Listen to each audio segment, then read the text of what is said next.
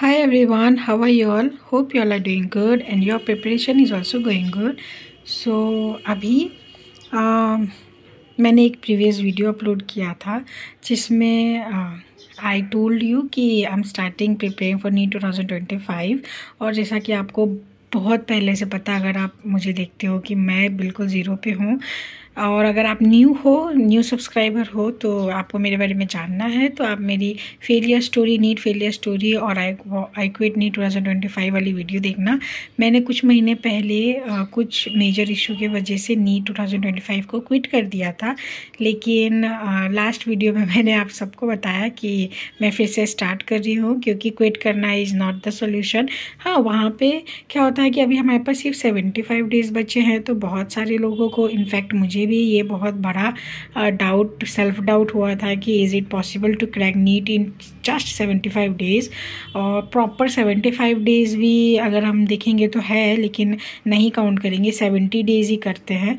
तो yes, it is possible और हमारे पास एक उम्मीद बैच है और जिसको हम फॉलो करके कर सकते हैं। अगर उम्मीद को प्रॉपरली आप फॉलो करेंगे, उसके टेस्ट देंगे तो एवरीथिंग इज़ सफिशिएंट, क्योंकि टीचर्स ने खुद कहा है you can score more than 700। उम्मीद से सिलेक्शन होते भी हैं, हुए भी हैं, तो obviously yes we can score well in NEET 2025। तो मैं भी कर रही हूँ, स्टार्ट करते हैं ज़ीरो से। सिलेक्शन हुआ नहीं हुआ वो बाद की बात है, इट्स अ काइंड ऑफ हमारी मेहनत का byproduct of our hard work. अगर हार्डवर्क ही नहीं किया तो रिज़ल्ट पे क्या ही स्ट्रेस लेना कि मतलब रिज़ल्ट होगा कि नहीं होगा। तो पहले मेहनत करते हैं, इस प्रिपरेशन की जर्नी को स्टार्ट करते हैं साथ में। तो एज आई प्रॉमिस्ड कि एक स्ट्रेटजी वीडियो आएगी, तो यहाँ पे I am here with the strategy. तो बहुत टाइम लग गया मुझे ये स्ट्रेटजी बनाने में, ये लंबा है और मैंने इसमें एक एक डिटेल बताई हुई है। मैं क्या फॉलो कर रही हूँ प्रॉपरली वो मैं आपको बता रही हूँ। अगर आपको ये पसंद आए तो आप स्क्रीनशॉट ले लेना, इसको समझ लेना और जैसा मैं समझा रही हूँ वैसा समझ लेना और आप इसको फॉलो कर सकते हो। एंड एक रिक्वेस्ट करूँगी, अगर आप ये वीडियो देख रहे हो तो एंड तक देखना, क्योंकि यहाँ देखोगे फिर बीच में देखोगे या फास्ट फॉरवर्ड पर देखोगे तो मे बी आपको समझ में ना आए हर चीज़, क्योंकि बहुत ही बारीकी से मैंने इस स्ट्रेटजी पे काम किया है। It took me around 24 hours इसको बनाने में, मैंने और मेरे भैया ने मिलके। हाँ देखो, किसी भी चीज़ को समझाना आसान है लेकिन उसको क्रिएट करना मुश्किल है। वी आर नॉट टीचर्स, लेकिन हम एस्पिरेंट्स हैं और हर इंसान से कुछ ना कुछ सीखने को मिलता है। जिससे भी सीखने को मिले सीख लो। और कहते हैं ना कि जो जहाँ से जो उखाड़ सको उखाड़ लो, तो बस वही वाली बात है कि जो करना है, जहाँ से सीखना है, जिसके ऊपर आपको ट्रस्ट है, जिसकी बातें आप सुनते हो, उससे सीख रहे हो, उससे सीखो। No matter from where, how and who, it's just कि आपको अच्छे से पढ़ाई करनी है एंड अच्छा नीट में अच्छा स्कोर करना है। तो let's quickly start with the strategy video. तो सबसे पहले 4 मई को हमारा नीट होने वाला है। This strategy is going to help us in scoring 0 to 600 plus, और 600 प्लस पे ऑब्वियसली एक अच्छा गवर्नमेंट मेडिकल कॉलेज मिल जाएगा, मुझे ऐसा लगता है। हाँ, मैं ज़्यादा नहीं बोल सकती हूँ कि 700 प्लस, लेकिन क्योंकि मैं एवरेज लेके चल रही हूँ 600। चाहो आप इसको बढ़ा सकते हो, आपके मेहनत पे डिपेंड है। आप चाहो तो ज़्यादा से ज़्यादा मेहनत कर सकते हो। ऑब्वियसली आप ज़्यादा से ज़्यादा मेहनत करोगे तो आपके स्कोर बढ़ेंगे ही। तो सबसे पहले 4 मई को हमारा नीट 2025 का एग्ज़ाम है, क्योंकि बहुत सालों से फर्स्ट संडे ऑफ मई को ही हमारा एग्ज़ाम होता है। तो वही फर्स्ट संडे 4 को है, तो मान के चलते 4 मई को एग्ज़ाम है। उसके बाद 25 से मैं अपना प्रिपरेशन स्टार्ट कर रही हूँ। मैंने 18 से करने का सोचा था, लेकिन कुछ काम होते हैं, जैसे स्ट्रैटेजी बनाना है, रूटीन लिखना है, खुद को भी प्रिपेयर करना है, क्योंकि अचानक से मैंने क्विट कर दिया था और एकदम से होता है ना कि प्रिपरेशन स्टार्ट करने से पहले आप अपने आप को टाइम दो, अपने आप को प्रिपेयर करने के लिए आपको जितना भी टाइम चाहिए आप दो। डज़ नॉट मैटर कि कितना देर लगता है, कितने घंटे लगते, कितने दिन लगते हैं। 2 दिन ले लो, 3 दिन ले लो, 4 दिन ले लो, लेकिन जब आपका पूरी तरह से अच्छे से आप प्रिपेयर हो जाओ, आपका अच्छे से नीति बन जाए, रणनीति बन जाए, स्ट्रैटेजी बन जाए, और उसको आप जब स्टार्ट करो फॉलो करना, तो स्टार्टिंग तो करना ईजी है लेकिन एंड तक लगे रहना, कंसिस्टेंसी को मेंटेन करना is the most difficult part and the most important part also, क्योंकि स्टार्ट तो हर कोई कर लेता है लेकिन कंसिस्टेंसी को मेंटेन नहीं रख पाता। तो हम अपने आप को प्रिपेयर कर रही हूँ मैं, ताकि मैं जब भी से भी स्टार्ट करूँ आई विल स्टे कंसिस्टेंट। तो इसीलिए तो 25 से मैं स्टार्ट कर रही हूँ टू 30 अप्रैल तक का मैंने टारगेट लिया है। 3 दिन मई में आते हैं तो उसको हम काउंट नहीं करेंगे, तो प्रैक्टिकली आप ऐड करोगे तो 75 डेज़ हो ही जाते हैं अप्रॉक्स। तो लेकिन मैंने सिर्फ 70 डेज़ काउंटेबल किए हैं, मतलब 70 days are countable for me. और ये तो हो गया हमारे पास 70 डेज़ है हमारे पास टोटल 25 से, ठीक है। आज अगर आप वीडियो देख रहे हो तो आप अगर इस स्ट्रैटेजी को अप्लाई करोगे तो आपके पास काफ़ी टाइम होगा। फिर टोटल चैप्टर्स देखते हैं तो हमें कितना कवर करना है सिलेबस 70 डेज़ में। तो we have 79 chapters according to NCERT and NTA, लेकिन 84 चैप्टर्स जो प्रचंड सीरीज़ मैंने देखी वन शॉट कि कैसे टीचर्स पढ़ाते हैं, क्योंकि बहुत सारे ऐसे टॉपिक्स होते हैं जिनको टीचर्स पार्ट में पढ़ाते हैं और बहुत सारे NCERT में है कि टॉपिक इंक्लूडेड है तो उनको टीचर्स अलग अलग करके पढ़ाते हैं ताकि ज़्यादा क्लेरिफिकेशन हो, ज़्यादा अच्छे से समझ में आए। तो इसीलिए तो मैंने टीचर्स के अकॉर्डिंग कितने वन शॉट आएंगे उसके अकॉर्डिंग ऐड किया है। तो will have 84 one shots total physics, chemistry and bio के। प्रचंड सीरीज़ का मैंने इसलिए देखा क्योंकि उम्मीद को मैं फॉलो तो कर रही हूँ, लेकिन जैसा कि आपको पता है सिर्फ 70 डेज़ है। उम्मीद में भी बाद में चल के एक दिन में 2-2 लेक्चर होने लग जाएंगे, तो उस टाइम पे शायद हो सकता है कि ना हो पाए एक दिन में 2-2 वन शॉट करना, क्योंकि फिज़िक्स का तो बहुत लंबा वन शॉट आता है एंड केमिस्ट्री बायो का भी। तो इसीलिए तो मैंने थोड़ा सा हटके किया है। हाँ, उम्मीद से मैंने मोटिवेशन लिया, उम्मीद को मैं फॉलो करूँगी टेस्ट वगैरह के लिए, लेकिन थोड़ा सा मैंने अपने अकॉर्डिंग किया, क्योंकि टीचर्स तो मैं उन्हीं से पढ़ूँगी जिनको मुझे अच्छे से समझ में आता है, मतलब जिनसे मुझे अच्छे से समझ में आता है, ऑब्वियस ही बात है। तो बॉटनी में बात करते हैं तो 18 चैप्टर्स है, जूलॉजी में 15 तो वन शॉट है, तो टोटल 33 इन बायोलॉजी, ऑर्गेनिक में total 24 in chemistry, organic inorganic physical को मिला के 24 इन केमिस्ट्री एंड फिजिक्स में 27। तो ये वाला जो पार्ट है, ये वाली स्ट्रैटेजी, ये मैं आपको थोड़ी देर में समझाती हूँ, क्योंकि पहले हम यहाँ पे आएंगे, ये जब बता दूंगी ना मैं, तब आपको ये चीज़ अच्छे से समझ में आएगी। थोड़ा सा ध्यान से सुनना आप, क्योंकि कुछ अलग सी चीज़ मैं बताने वाली हूँ जो मुझे भी समझने में थोड़ा सा टाइम लगा था, लेकिन जब मैंने इसे समझा ना तो इट वाज़ वेरी इजी। तो सबसे पहले हम अभी जब हम 25 से अपनी प्रिपरेशन को स्टार्ट करेंगे ना, तो मैं सबसे पहले बायो और केमिस्ट्री को लेके चलूँगी। जैसे कि एक दिन में मैंने डिसाइड किया है कि मैं डेली टारगेट बनाऊँगी 12 to 15 आवर्स का।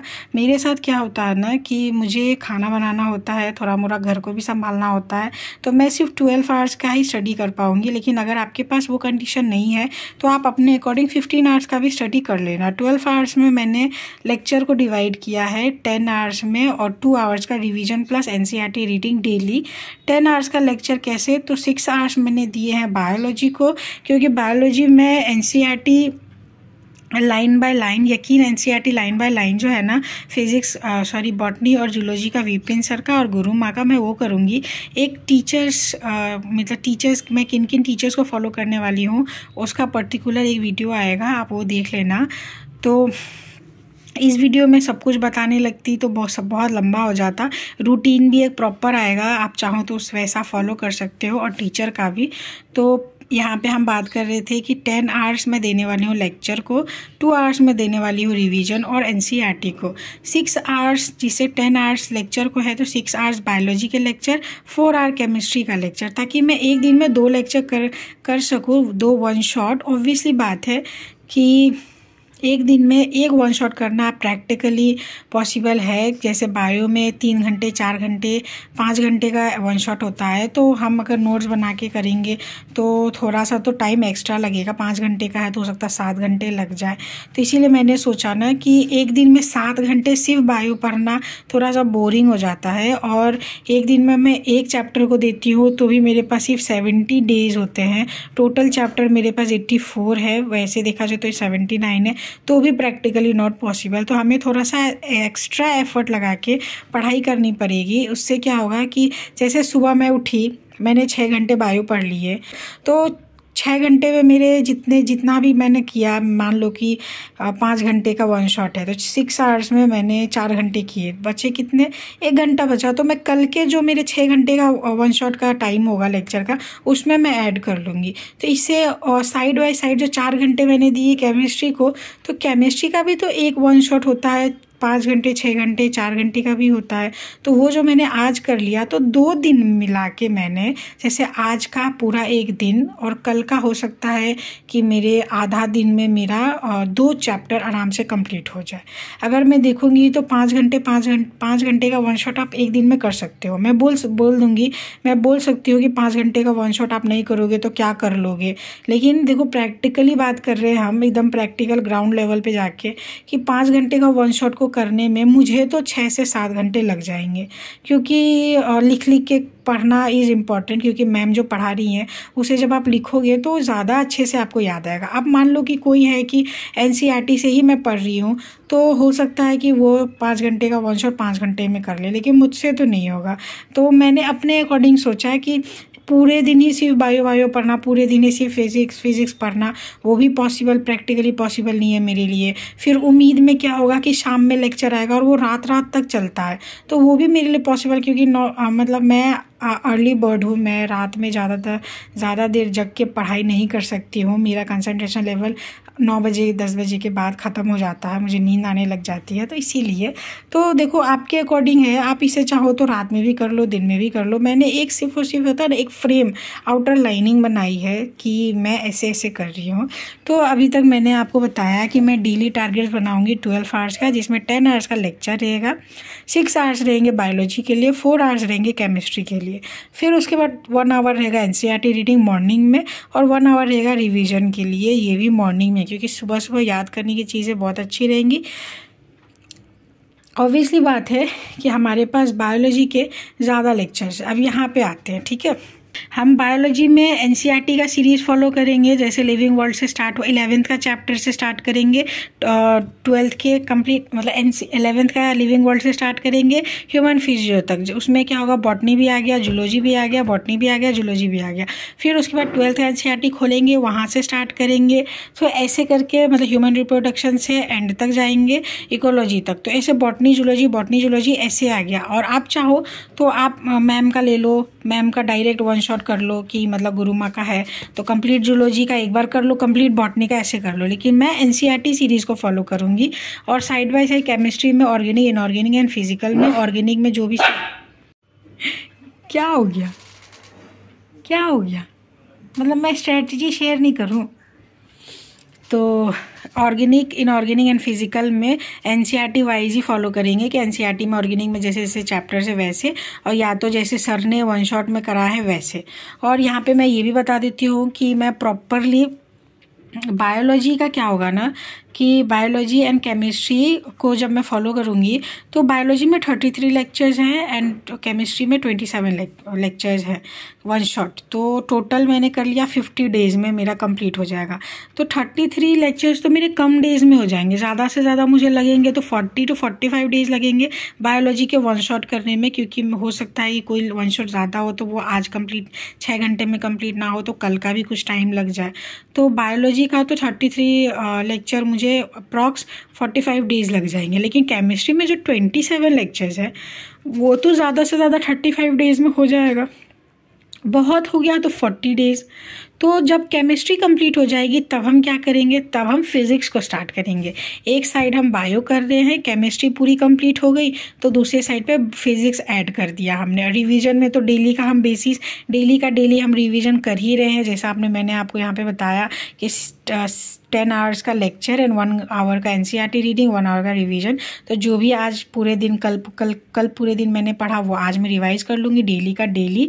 तो जैसे ही बायो का लेक्चर कंप्लीट होगा वैसे ही मैं मतलब फिज़िक्स को प्रॉपर टाइम दे दूंगी और केमिस्ट्री के जगह पे revision, physics plus revision plus mock test हम करने लगेंगे। बायो कुछ दिन ज़्यादा लेगा, जैसे कि 50 डेज़ मैंने अप्रॉक्स लिया है, तो बायो हो सकता है 45 डेज़ तक चले। तो जब बायो 45 डेज़ तक जा रही है तो केमिस्ट्री तो सिर्फ 35 डेज़ तक ही जा रही है। तो 45 डेज़ तो 10 दिन पे, और केमिस्ट्री 35 डेज़, तो बायो 10 दिन ज़्यादा जाएगी। तो वो बचे हुए जो 10 दिन है, उन 10 दिनों में मैं फिज़िक्स का कर लूँगी, और जैसे ही बायोलॉजी और केमिस्ट्री दोनों कंप्लीट हो गए तो फिज़िक्स और रिवीजन और मॉक टेस्ट को मैं ऐड कर दूँगी।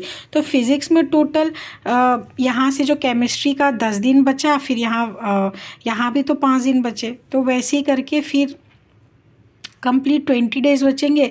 तो फिज़िक्स को मैं 10 डेज़ दे रही हूँ, मतलब हमारे पास टोटल 70 डेज़ थे, तो जिसमें से 50 डेज़ मैंने बायोलॉजी और केमिस्ट्री को दे दिए, 20 डेज़ मैंने फिज़िक्स को दे दिए। तो 50 डेज़ में से जो केमिस्ट्री 35 डेज़ में हो जाएगी, ज़्यादा ज़्यादा 40 डेज़ लगेंगे, तो 10 डेज़ तो एक्स्ट्रा फिज़िक्स को ऐड हो जाएंगे। तो वैसे ये 10 + 20 30 डेज़ फिज़िक्स और मॉक टेस्ट प्रॉपर हो जाएगा। तो 20 डेज़ आपको मॉक टेस्ट देने को मिलेगा, रिवीजन डेली बाय डेली आप कर रहे हो। तो मेरे अकॉर्डिंग मैं ये स्ट्रेटजी फॉलो करने वाली हूँ कि बायो और केमिस्ट्री को साथ में लेके चलेंगे। जैसे ही केमिस्ट्री कंप्लीट होगी तो क्योंकि बायो ज़्यादा लेक्चर्स हैं, ज़्यादा चैप्टर्स हैं केमिस्ट्री से, तो बायो को हो सकता है 45 डेज़ लगे, केमिस्ट्री को सिर्फ 35 डेज़ लगेंगे। तो हमारे पास टोटल 50 डेज़ है, बायो को 45 डेज़ लगेंगे एंड केमिस्ट्री को 35 या 40 डेज़ लगेंगे। तो बच्चे 10 दिन प्रॉपर बचेंगे ना, 5 दिन मतलब कि मान के चलो कि 40 डेज़ में हो गया और ये 45 डेज़ में हो गया। तो जैसे ही केमिस्ट्री कंप्लीट होगी तो हम उसमें फिज़िक्स को ऐड कर देंगे। ऐसा मैंने क्यों स्ट्रेटेजी बनाया ना, मैं आपको ये भी बता देती हूँ। क्योंकि देखो क्या होता है ना, स्टार्टिंग में अगर हम फिज़िक्स को, मेरी फ़िज़िक्स बहुत वीक है, और लास्ट में मैंने इसलिए किया ताकि बायोलॉजी एक ऐसा सब्जेक्ट है जिसके रिवीजन को मल्टीपल टाइम्स करना पड़ेगा, मतलब जिसके चैप्टर्स को मल्टीपल रिवीजन्स की ज़रूरत होती है। लेकिन केमिस्ट्री और फिज़िक्स एक ऐसा है जिसको नंबर ऑफ़ प्रैक्टिस ज़रूरी होता है, मतलब कि शॉर्ट टर्म मेमोरी में इसको सेट करना होता है।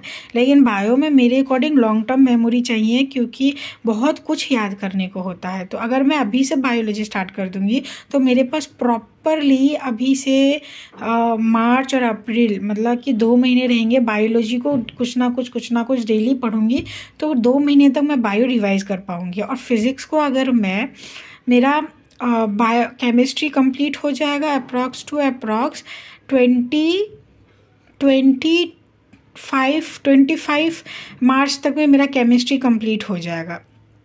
तो आप समझो कि कंप्लीट अप्रैल और इधर से 5 दिन लेके चलो, तो 35 to 30 डेज़ मेरे पास बचेंगे फिज़िक्स को करने के लिए, और उसमें मॉक टेस्ट भी देना है। तो फिज़िक्स में क्या है कि मैं सिर्फ हाई वेटेज करूँगी, और फुल सिलेबस फिज़िक्स का मैं नहीं करने वाली हूँ। मैं फिज़िक्स में सिर्फ हाई वेटेज चैप्टर्स के 1 शॉट देखूँगी, क्योंकि हाई वेटेज चैप्टर्स भी करके 100+ स्कोर किया जा सकता है। तो ऑब्वियसली मैंने यही सोचा है कि मैं 75% कोर्स पे ज़्यादा फोकस करूँगी। जैसे कि बायोलॉजी 50% हमारा कोर्स कवर करती है, और केमिस्ट्री 25 एंड फिज़िक्स 25। तो मैं 25% के लिए अपना 75 ख़राब नहीं करना चाहती, इसीलिए मैं फ़िज़िक्स को लास्ट में कर रही हूँ, ताकि वो शॉर्ट टर्म मेमोरी में फटफट वो क्वेश्चन प्रैक्टिस किया, क्वेश्चन सॉल्व किया, होता है ना कि चैप्टर कंप्लीट किया, क्वेश्चन सॉल्व किया, एंड एग्ज़ाम में जाके दे देना। अगर नहीं अच्छे से हो पाया तो हम फिर करेंगे, अगले साल के लिए प्रिपेयर करेंगे। और क्या, मैं तो करूँगी, क्योंकि मैंने तो अभी क्विट करके नीट 2025 को 2026 का प्रिपरेशन अभी से स्टार्ट कर दिया था। लेकिन अगर मैंने ये चीज़ स्टार्ट की है तो मेरे अकॉर्डिंग तो ये अच्छा है कि मैं 2 को लेके चलूँ, क्योंकि सिर्फ बायो बोर हो जाऊँगी मैं। एक दिन में एक 1 शॉट मुझसे नहीं होगा। तो इसीलिए ये मैं कैसे अप्लाई करूँगी अपने लाइफ में 12 आवर्स की स्टडी, ये इसका रूटीन अगर मैं इस वीडियो में ऐड करती तो बहुत लंबा हो जाता। तो वो रूटीन आपको कल मिल जाएगा, कल सुबह, जैसे ये वीडियो जब भी अपलोड होगी उसके दूसरे दिन के सुबह में 10 बजे आपको इसका रूटीन मिल जाएगा। फिर फिज़िक्स का आपको अगर हाई वेटेज चैप्टर्स में कौन से कंप्लीट करूँगी तो वो वाला वीडियो चाहिए तो वो भी आप मुझे बता देना, वो मैं कर दूँगी। फिर एक और वीडियो है जो teachers I am following in this last 75 days, वो वाला वीडियो भी है। तो ये मैं फटाफट शूट करके अपलोड कर देती हूँ ताकि आप लोग को हेल्प हो सके। अगर आपको ये डाउट हो रहा है कि मॉक टेस्ट हम कहाँ से देंगे, तो उम्मीद का जो सीरीज़ है उसमें 15 डेज़ पे, जैसे प्रचंड का सीरीज़ है ना, मैंने प्रचंड और उम्मीद फिजिक्स वाला ऐप पे कंप्लीट फ्री है, टेस्ट भी और कोर्स भी, तो आप वहाँ से कर सकते हो। फिर यूट्यूब पे भी फ्री है। ऑब्वियसली टेस्ट तो PW के ऐप पे ही जाके आपको देना पड़ेगा। तो प्रचंड का मैंने पूरा सीरीज़ देखा। प्रचंड भी दिसंबर में स्टार्ट हुआ था और अभी एंड ऑफ फेब तक में कंप्लीट कर दिया उन लोगों ने। तो अगर टीचर्स कंप्लीट कर रहे हैं और वो कह रहे हैं कि it is possible to score more than 700 in NEET 2025 with Ummeed series, तो आपको ट्रस्ट करना होगा ना टीचर्स के ऊपर। आप चाहो तो कंप्लीट उम्मीद को भी फॉलो कर सकते हो, आप चाहो तो मेरी स्ट्रैटेजी को भी फॉलो कर सकते हो, ऑब्वियस सी बात है। लेकिन आप को जो परफेक्ट लगे, आप मेरी स्ट्रैटेजी उम्मीद की स्ट्रैटेजी दोनों को कंबाइन करके ही फॉलो कर सकते हो। लेकिन क्योंकि हर किसी की लाइफ अलग होती है, हर किसी का कंफर्ट जोन अलग होता है, हर किसी की करंट सिचुएशन डिफरेंट है। मेरी करंट सिचुएशन ऐसा है कि मुझे घर भी संभालना है और पढ़ाई भी करनी है। क्योंकि आपको पता है, आपको नहीं पता तो क्या बोलूँ मैं, तो बार बार वो चीज़ भूलना अच्छा नहीं लगता है। तो बहुत मुश्किल से मैं अपने ट्रैक पे आई हूँ। तो अक्टूबर में मेरे पापा की डेथ हो गई थी, जिसके बाद my mother is not in a condition to deal with everything. तो इसीलिए मैं और मेरे भैया यहाँ पे रहते हैं, मम्मी नानी गांव में रहती है मौसी लोग के साथ। तो शी इज़ कम्फर्टेबल देयर, इसीलिए तो इसीलिए करेंटली मुझे घर को भी संभालना है एंड विद दैट पढ़ाई भी करनी है। तो प्रचंड सीरीज़ में मैं फॉलो करूँगी, मतलब उम्मीद से तो मुझे नहीं लगता कि मैं किसी टीचर को फॉलो करने वाली हूँ, क्योंकि मुझे उम्मीद से भी पहले अपना कोर्स को कंप्लीट करना है। तो इसीलिए तो प्रचंड सीरीज़ में मैं फॉलो करूँगी सारे ही टीचर्स को। बस बायो में NCERT लाइन बाय लाइन से पढ़ूँगी। जो लास्ट ईयर विपिन सर और गुरुमा ने पढ़ाया था वो बहुत ही अच्छा है। मतलब एवरेज 5 आवर्स का हर एक लेक्चर है, गुरुमा का तो उससे भी कम है। तो जैसे कि मैंने 6 आवर्स पर डे बायोलॉजी को दिए, तो अगर मैं गुरुमा से बायोलॉजी पढ़ रही हूँ, जूलॉजी पढ़ रही हूँ, तो मेरा 3-4 घंटे का एक लेक्चर होता है गुरुमा का। तो ऑब्वियसली 6 आवर्स में एक दिन में एक 1 शॉट कंप्लीट हो जाएगा और फिर केमिस्ट्री का एक लेक्चर कंप्लीट हो जाएगा 1 शॉट। अगर नहीं हुआ, जो बचा हुआ है वो तो नेक्स्ट डे कंप्लीट हो जाएगा, नेक्स्ट डे फिर एक और शुरू हो जाएगा। तो इस टाइप से मैं लेके चल रही हूँ, क्योंकि मुझे ऐसा लगता है कि पर डे भी मैं लेके चलूँगी तो मेरा कोर्स कंप्लीट नहीं हो पाएगा, मुझे कुछ ना कुछ एक्स्ट्रा एफर्ट डालना पड़ेगा। तो इसीलिए इस टाइम पे आके अगर मोटिवेशन आया तो कुछ ना कुछ सोच के ही आया होगा। तो हमें एक्स्ट्रा एफर्ट ऑब्वियसली डालना पड़ेगा।